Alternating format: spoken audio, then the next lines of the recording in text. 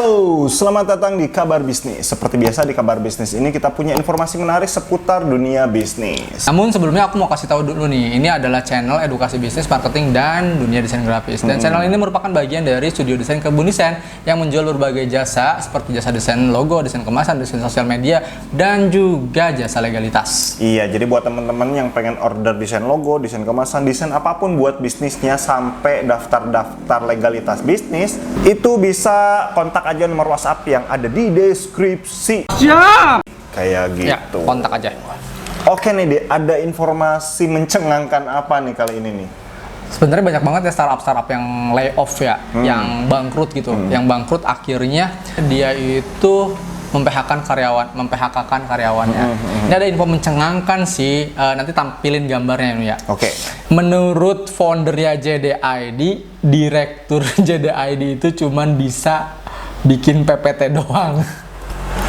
Presentasi bagus, PPT-nya bagus, pas action buat memutarkan manajemen bisnisnya susah gitu. Nah, jadi kita tidak akan bahas itunya, cuman kita akan bahas lebih ke menurut para ahli gitu ya. Dari majalah SWA ya, website SWA lah. Ya, kita juga sambil belajar ya. Ya, perusahaan sebesar itu gitu ya. Bisa bangkrut ya? Oke, headline-nya seperti ini ya. Kenapa JDID tutup? Ini penjelasan dan analisis para ahli. Jadi kita benar-benar mencari materi yang bermutu nih ya. Jadi menurut para ahli ya, nggak sembarangan ini. Jadi salah satu anak usaha e-commerce yang berasal dari Tiongkok, JDID, akhirnya mengumumkan permanen per 31 Maret 2023 mendatang ya. Marketplace ini masih akan melayani pemesanan hingga tanggal 15 Februari 2023. Oke, pertengahan Februari kali ini nih ya. Iya, bulan ini nih. Iya, betul sekali. Nah, ini para ahli memprediksi ada beberapa penyebab kenapa JDID ditutup. Oke. Nah, kenapa? Kira-kira apa? Why bisa tutup? Why? Kalau kata tretan muslim, why? Gitu. Oke, ini yang pertama nih ya. Ini menurut ahli ekonomi Universitas Surakarta, Agus Triatmoko, menilai penyebab JDID ditutup adalah karena perilaku konsumen. Nah, ini bisa dipelajari juga ya. Ternyata kita jualan apapun, kita harus lihat nih perilaku konsumen itu seperti apa. Kita pernah bahas di video-video sebelumnya ya. Makanya sebenarnya channel-channel video-video edukasi dari Kebun Desain itu penting-penting banget gitu ya. Seperti kita harus baca perilaku konsumen seperti apa. Maksudnya itu kita harus tahu jualan produk itu bukan hanya bukan hanya kita menjual produk saja, tapi kita harus tahu perilaku dan kebutuhan konsumen itu seperti apa. Iya, betul. Mulai dari kebutuhan yang primer, sekunder, bahkan tren-tren yang disukai konsumen gitu kan. Betul sekali. Itu kadang tren-tren itu perubahannya cepat. Nah, kalau kita bisnis di area yang tren-tren itu kita harus siap dengan perubahan yang super cepat sekali. Juga, gitu kan. Contoh perilaku konsumen seperti apa? Misal sebuah stand cookware tuh kan? Iya. Yang alat dapur, alat masak ya. Alat masak, iya nggak sih? Dia tuh pinter, dia tahu bahwa perilaku konsumen sekarang itu lebih sering megang HP. Makanya dia ngiklannya nggak di TV. Ngiklannya kemana? Kayak ke Bobon Santoso, iya nggak sih? Ke YouTuber masak-masak ya. Nah, seperti itu. Jadi kita pun kalau marketing harus lihat perilaku konsumennya seperti apa, gitu. Lanjut lagi ke topik pembahasan utama. Nah, jadi JDID ditutup itu ternyata memang karena perilaku konsumennya. Itu yang pertama ya. Terus ada value antara penjual dan pembeli yang tidak bisa digantikan e-commerce, yaitu touch langsung. Ternyata cara tradisional masih sangat kuat gitu. Iya, jadi ini juga pembelajaran buat kita juga sih ya. Walaupun nanti kita misalnya mau otomatisasi pakai website, pakai sistem, tapi tetap yang namanya CS itu harus ada. Iya. Kita kan penjualan Kebun Desain itu 90% itu online ya. Tapi tetap aja ada konsumen yang pengen datang, dan tentu aja masa kita tolak kita mah full online sama jalan ke kantor, nggak bisa. Jadi gini, kalau misalnya memang kira-kira si konsumen itu mau datang ke kantor ya silakan kita kasih alamatnya. Tapi kalau misalnya pengen kemudahan ya via online pun bisa gitu. Jadi dikasih tahu pelan-pelan. Kalau misalnya Bapak pengen interest dengan atau Kakak pengen interest dengan desain kita dan pengen konsultasi datang langsung silahkan. Atau kita ada alternatif lain. Kalau misalnya nggak mau di chatting, kita bisa via Zoom. Kita sering ya Zoom. Gitu. Misalkan jadi daerah Kalimantan, wah ternyata jauh ya, ada di Jawa Barat gitu ya. Kebun desain itu yaudah kalau via Zoom bisa nggak? Bisa. Gitu.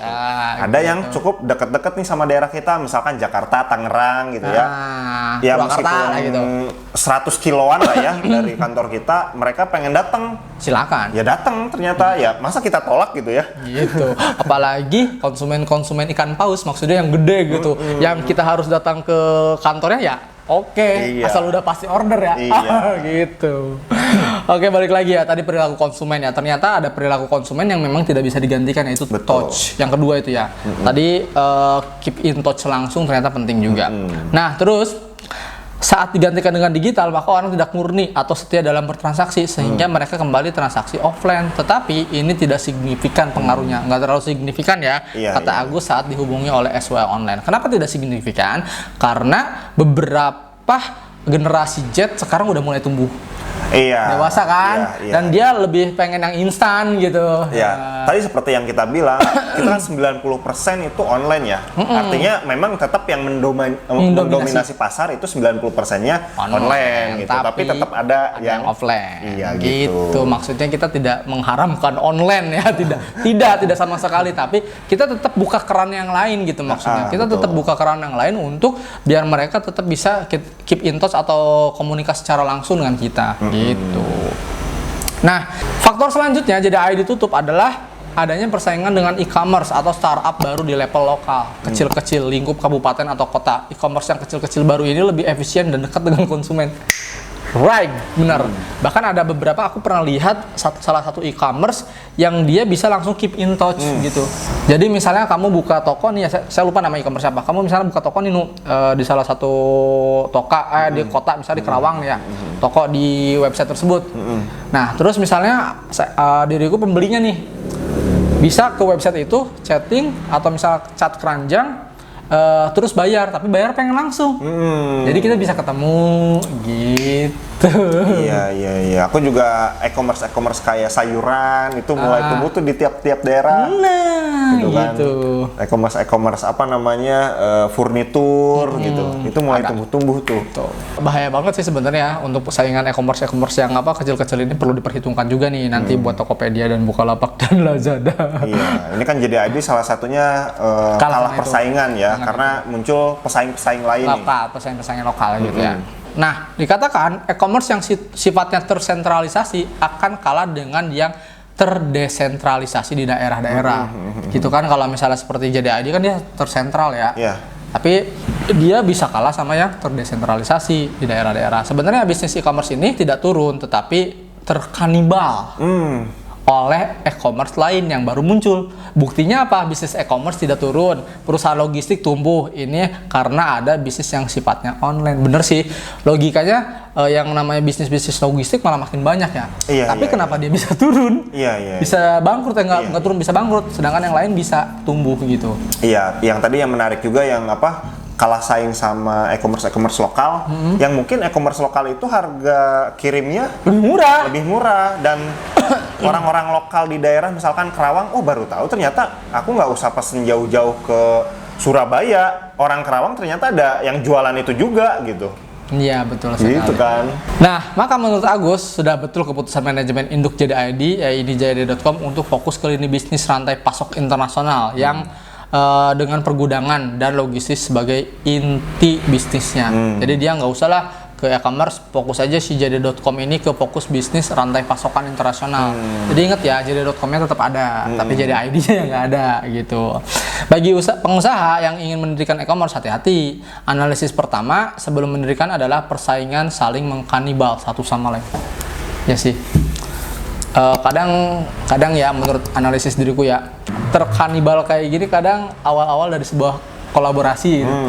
Dia pengen kolaborasi sama kita, nggak taunya dia pengen tahu sistem kita seperti apa, kemudian dikanibalisasi. Jadi hati-hati juga ketika kalian ini buat pembelajar aja, ketika teman-teman mau berkolaborasi dengan pengusaha yang lain, usahakan kolaborasinya itu yang beda bidang bisnisnya. Iya, benar. Ngerti nggak? Misalnya aku jasa desain kemasan, sama jasa desain sama yang bukan jasa desain itu oke. Ya. Bahkan sama yang percetakan pun yang yang beda lah ya, itu cetakannya kita jasa desainnya. Si percetakan itu si vendor kita nih ya, kita nggak nyebutin merek ya, vendor kita ini malah bikin jasa desainnya. Iya. Ya begitulah kadang-kadang ya kanibalisme di dunia bisnis. Iya, makanya hati-hati. Ini tips saja pengalaman kita ya. Kalau teman-teman mau mau berkolaborasi, perhatikan bidang bisnisnya harus beda. Iya, betul. Gitu. Jadi biar kita tukeran market gitu. Ketika kita berkolaborasi, kita dapat market dia, terus dia dapat market kita. Iya. Tapi kan jualannya beda, jadi no problem, nggak ada masalah gitu. Nah, sementara itu konsultan bisnis dan marketing Yuswo Hadi. Nah, ini Yuswo Hadi mengungkapkan penyebab JDID akhirnya tutup. Pertama adalah kehabisan dana segar karena suntikan dana dari investor dihentikan. Jelas. Induk usaha JDID dan partner visinya sedang melakukan pengetatan kucuran dana sebagai dampak krisis global. Sementara JDID tak kunjung mencapai profitable growth. Jadi ya ini sih untuk usaha kecil belum ada ya yang namanya investor, mungkin masih didanai sama diri sendiri gitu ya. Tapi kalau misalnya nanti teman-teman usahanya udah gede, misal usaha snack atau apa, ada temen yang mau invest dan lain-lain, nah itu perhatikan juga kamu udah siap belum diinvest gitu, atau enggak teman kamu yang investnya udah siap belum untuk boncos bareng. Jangan cuma ngambil untungnya doang gitu. Nah itu ya. Akibatnya mereka melakukan refocusing dan memprioritaskan ulang dengan pindah haluan ke pasar dalam negeri. Alasan no market needs, flawed business model, ibaratnya nggak sesuai lah bisnis tersebut. Kenapa? Karena Tokopedia, Shopee, Lazada, Blibli, dan Bukalapak telah terbukti sukses meraup pasar tanpa ganjalan faktor-faktor tersebut. Jadi secara sederhananya, kok Tokopedia aja bisa cuan, kenapa kamu nggak bisa? Iya. Makanya di stop ya. Iya. Kucuran dananya dari gitu. Investor. Iya, intinya seperti itu sih. Ya, emang bingung sih jawabnya. Coba gimana? Sedangkan yang lain, katakanlah toko sebelah itu berhasil, kenapa kita bangkrut gitu? Kenapa kita boncos? Gitu. Masuk akal sih. Iya, makanya. Dan kita nggak bisa membantah ya. Iya, ada si JDID susah gitu. Susah ngebantahnya tuh. Jawabnya gimana gitu. Coba gimana? Ya udah. Makanya ada istilah tadi, cuman bisa bikin PowerPoint aja. Iya, betul. Itu kata foundernya, bukan kata kita ya. Gitu. Lanjut. Penyebab selanjutnya JDID tutup adalah terlambat masuk pasar. Lemah brand equity dan kalah bersaing dengan e-commerce The Big Five. The Big Five itu ada Tokopedia, Shopee, Lazada, Blibli, dan Bukalapak. Iya. Dan menurut Yuswo, JDID termasuk belakangan masuk pasar di Indonesia tahun 2015. Ditambah lagi investasi marketingnya tanggung, sehingga brandnya tak kunjung kokoh terbentuk. Bener juga sih. Iya, emang ini ya. Secara brand, aku belum pernah beli lewat JDID gitu. Nah, JDID ya. Cuman ya telat, dikatakan telat emang telat sih ya, sedangkan yang mereka itu udah dari 2009, 2010 gitu. Kalau sebagai user gitu ya, Tokopedia, kemudian Bukalapak, terus Shopee masuk juga tuh, jadi Shopee juga. Akhirnya ketika yang 3 itu udah deh, cukup itu aja udah memenuhi kebutuhan aku gitu. Ya, untuk compare harga itu udah cukup. Udah cukup gitu. Yang ini mahal, cari di sini udah dapat yang murah gitu kan. Betul. Udah 3 itu aja udah gitu. Terus ngapain bikin akun lagi capek-capek gitu. Betul ke sekali. JDID gitu. Iya, jadi value marketing buat value-nya itu agak kurang gitu ya. Nah. Gitu. Jadi kalau misalkan aku itu user harus target pasar baru tuh nggak ngeh ke JDID itu. Ya jadi ibarat kata hitam tidak, putih tidak, abu-abu gitu. Apa kelebihannya gitu kan? Gitu. Jadi abu-abu sih JDID ini. Nah, sementara The Big Five agresif bakar duit untuk menggait konsumen. Celakanya persaingan tak hanya datang dari The Big Five dan sesama pemain e-commerce, tapi juga dari sosial e-commerce seperti TikTok Shop, yang belakangan marak. Nah, apalagi TikTok Shop tuh, itu kan idenya brilian banget ya. Iya, Sosial e-commerce gitu. Iya, malahan sekarang banyak ibu-ibu istriku juga belinya di salah satunya di TikTok Shop itu. Jadi dia bisa, itu gimana sih kalau TikTok Shop itu? Dia bisa chart sendiri atau langsung di situ atau? Iya, bisa chat gitu kan. Lagi live nih, kasih harga murah gitu. Langsung bisa beli di situ. Langsung bisa beli di situ gitu. Tanpa harus klik link Tokopedia ini enggak? Enggak, langsung beli di situ dia. Wah. Kan lagi live, ya udah sok dikasih harga murah sekarang. Ayo cepat. Nah, kan orang langsung pada buru-buru. Iya, ngerti. Kan kalau dulu mah ibaratnya kita menghubungkan antara Instagram dengan Tokopedia katakanlah ya. Nah, kalau sekarang itu udah langsung one stop apa namanya? Ya langsung lah di situ semuanya gitu. Jadi ibaratnya kayak media sosial yang ada tokonya. Nah, Instagram udah ada juga sih ya. Instagram itu kan termasuk yang telat. Iya. Telat apa namanya ya? Awal brandingnya bukan kayak gitu Instagram. Iya. Gitu. Iya. Oke, ngerti. Nah, diketahui penutupan JDID merupakan keputusan induk usahanya JD.com yang ingin fokus di bisnis rantai pasok internasional dengan logistik dan pergudangan sebagai inti bisnisnya. Ya sudahlah, di situ aja fokusnya. Iya.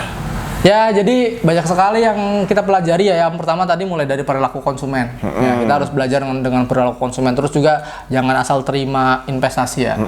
Jadi pastikan si investor itu juga harus menerima boncosnya, jangan ngomong aja. Iya. Gitu kan. Betul. Terus apalagi tadi Nu? Persaingan Dengan lokal.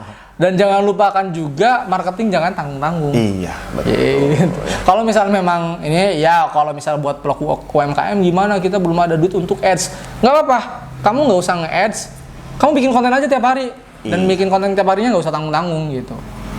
Pokoknya tiap hari bikin, mau bagus mau enggak bikin aja dulu. Bener kata Dino. Mau bagus mau enggak bikin aja dulu, yang penting kita bermanfaat untuk orang yang melihat. Itu aja dulu. Kan siapa tahu dari orang yang melihat ada yang tertarik, beli deh. Ke Kebun Desain kalau bikin logo. Gitu. Iya. Oke, itu aja ya video dari kita kali ini tentang JDID bangkrut, dan ternyata banyak sekali hikmah yang bisa kita pelajari dari situ. Mudah-mudahan bermanfaat. Jika dirasa suka, jangan lupa di like, di komen, di subscribe, dan jangan lupa juga di share ke teman-teman kamu supaya video ini bisa jadi pembelajaran buat yang lain. Dan kalau pengen dukung kita, itu bisa klik tombol dolar ataupun love yang ada di bawah. Ya, langsung diklik. Oke, thank you. Sampai jumpa di vlog kita selanjutnya. Bye-bye.